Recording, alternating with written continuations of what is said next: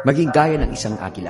Ang kaisa-isahang ibon na nagtangkang tumuka at lumaban sa agila ay ang uwak. Ang uwak ay papatong sa likod at tutukain niya ng tutukain sa leeg ang agila. Pero hindi ito papansinin ng agila. Hindi niya uubusin ang lakas niya para lumaban sa uwak. Sa halip, ibubukan niya ang kanyang pakpak at lilipad siya ng mataas. Yung sobrang taas, mas mataas, mas maganda. Habang pataas ng pataas ang agila, pahirap ng pahirap naman sa paghinga ang uwak. Hanggang sa mahulog na lang siya dahil naubusan na siya ng oxygen at mamamatay na siya. Mga kaibigan, may mga bagay, pangyayari o kaya mga tao na uwak ng buhay natin. Napipilitin kang bumagsak, hihilain ka pababa at hahadlangan kang hindi magtagumpay sa buhay. Maging gaya ka ng isang agila. Huwag mong uubusin ang lakas mo, ang oras mo sa mga uwak ng buhay mo.